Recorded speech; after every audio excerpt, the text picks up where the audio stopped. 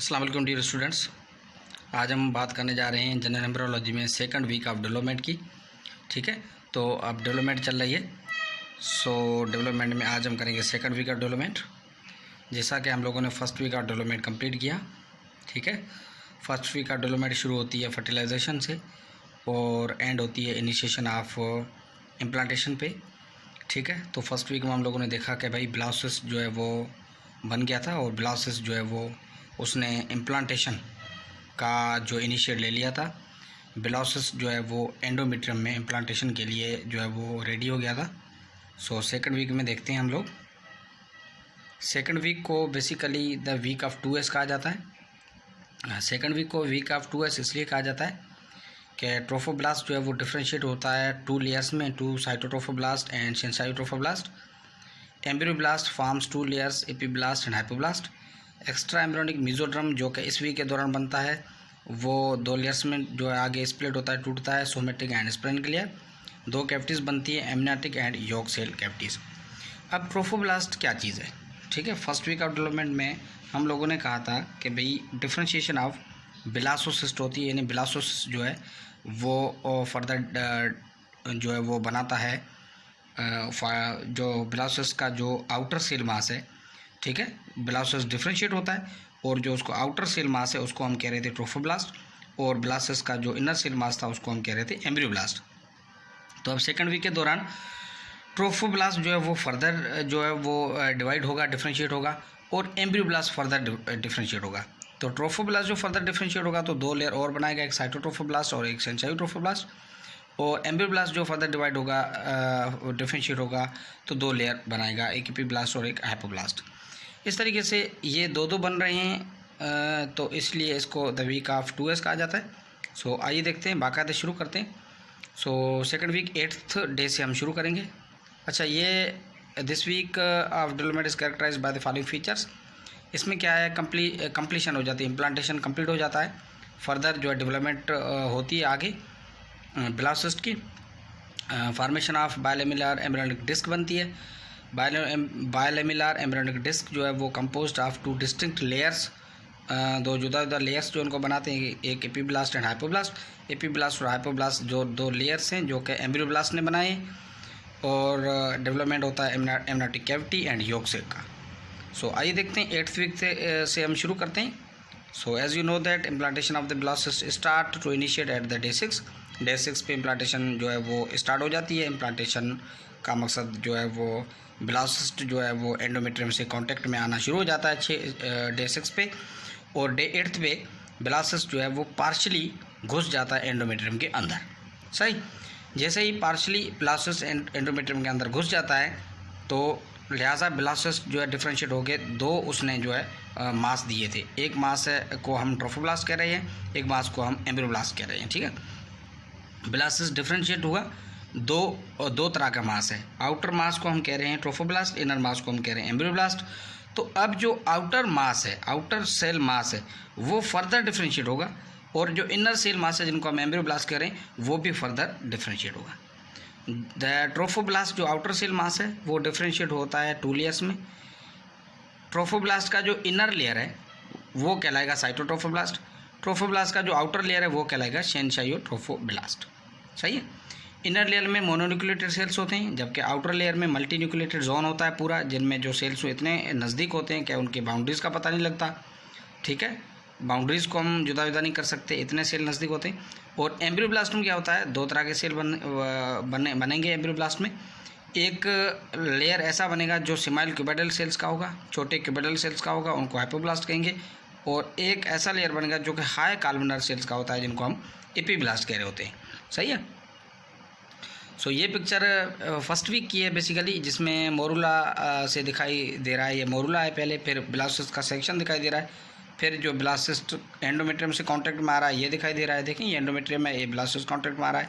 ये first week की picture है बेसिकली। ये सेकंड वीक की पिक्चर है जिसमें एपिब्लास्ट एंड हाइपोब्लास्ट दिखाई दे रहे हैं।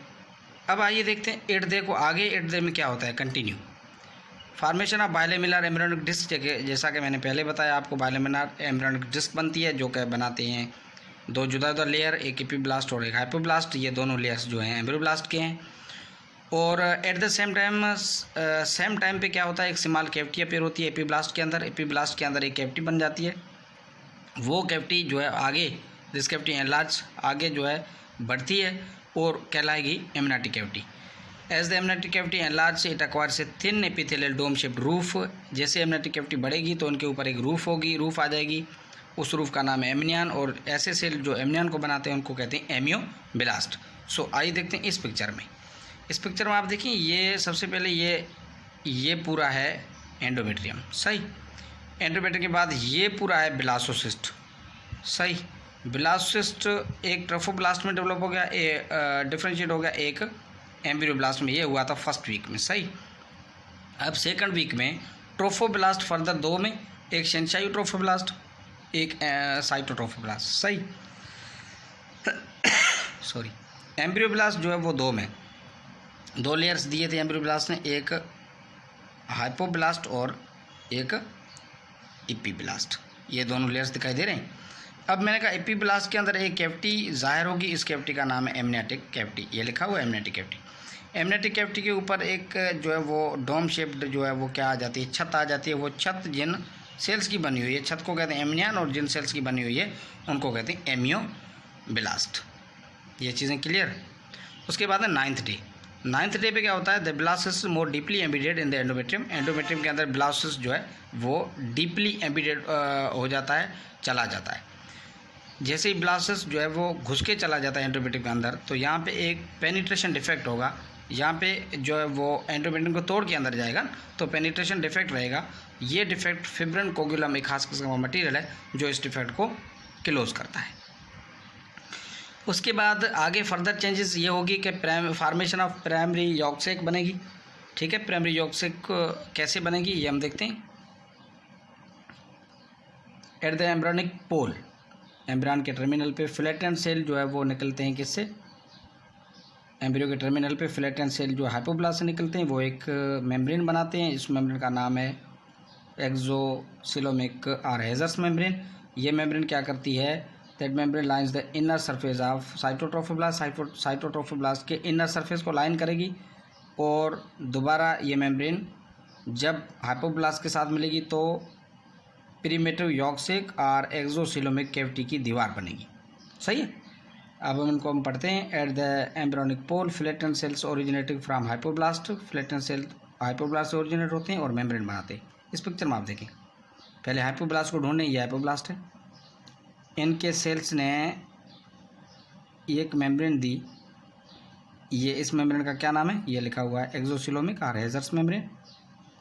ये मेम्ब्रेन जा रही है और ये इनर सरफेस साइटोट्रोफोब्लास्ट के इनर सरफेस पे है। देखें, हाइपोब्लास्ट के साथ जब दोबारा मिली तो यहाँ पे एक बाकायदा सा एक्सोसिलोमिक कैविटी बन गई, और ये एक्सोसिलोमिक कैविटी की दीवार इस मेम्ब्रेन ने ये दीवार बनाई बाकायदा से, सही है। आप देख सकते हैं।